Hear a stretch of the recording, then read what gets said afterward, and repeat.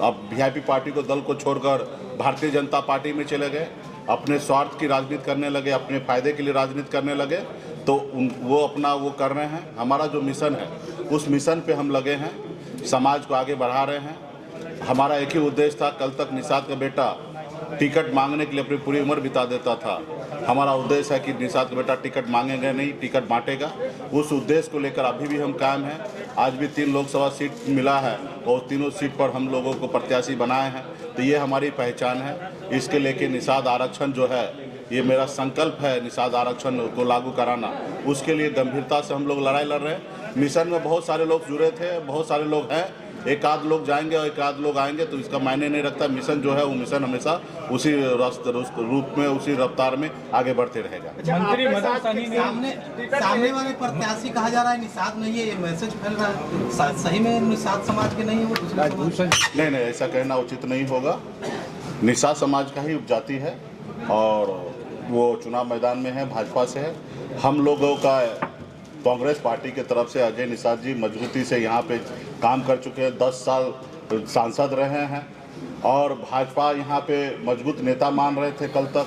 और उनको उनके लोगों ने अपनी रणनीति के तहत उनको टिकट दिए हैं। कल तक तो भाजपा कह रहे थे ना कि हमारा मजबूत नेता अजय निषाद जी है, तो इस समय उनका मुकाबला होगा। आपके साथ किया गया, आपके 3 विधायक उधर चले गए, फिर अब अजय निषाद जी का टिकट काट दिया गया, तो क्या निषादों के साथ बीजेपी? नहीं, देखिए, निषाद तो अपने हक अधिकार के लिए लड़ाई लड़ ही रहा है, वजूद की लड़ाई लड़ ही रहा है और कोई नहीं चाहता कि निषाद का बेटा आगे बढ़े। तो उसी उद्देश्य से हमारे विधायक को खरीद लिया गया, हमें वो सरकार से बाहर कर दिया जो सरकार हमने बनाया था। लेकिन हम लोग संघर्ष करते रहेंगे, एक न एक दिन मंजिल प्राप्त करेंगे और निश्चित तौर पे वो लोग नहीं चाहता कि एक गरीब पिछड़ा समाज का बेटा सर उठा के ये अपनी बेहतर ज़िंदगी जिए।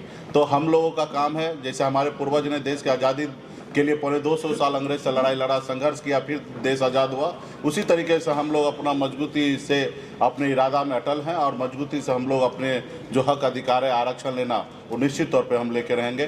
दिसंबर महीना में भारतीय जनता पार्टी के शीर्ष नेतृत्व ने कहा कि हम शीतकालीन सत्र में, बजट सेशन में हम आपके निषाद को आरक्षण लागू करेंगे और बहुत हद तक बात बन चुका था।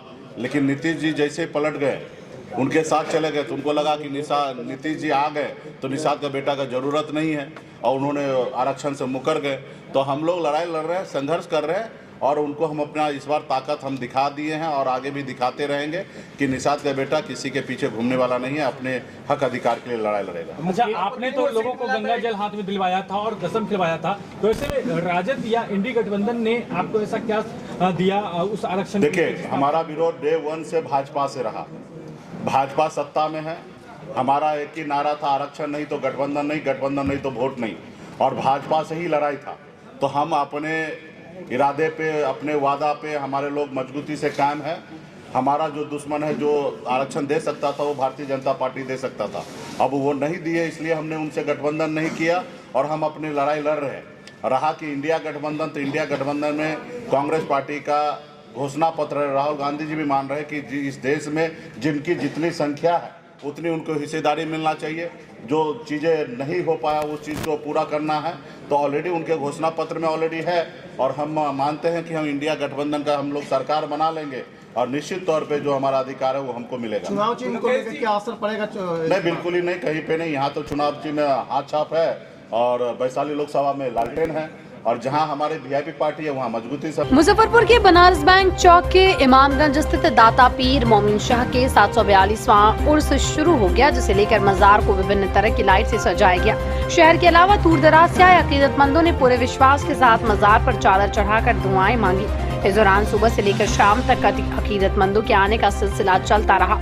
रात में मजार को स्नान कराया गया। इस बार मुख्य रूप से कुरान खानी, संदल पोशी, महिला पुरुष कव्वाली के साथ ही 27 अप्रैल को सुबह 10 बजे ख्वाजा नवाज की चादर निकाली जाएगी, जो शहर के मुख्य रास्तों से होते हुए दाता के मजार पर चढ़ाई जाएगी। इस मौके पर मजार के पास भव्य मेला लगाने की तैयारी भी अंतिम चरण में है। आज हजरत दाता पीर मोमिन शाह का दूसरा दिन उर्स है। आज उर्स का कल संदल पोशी था, कुरान खानी था और लंगर था।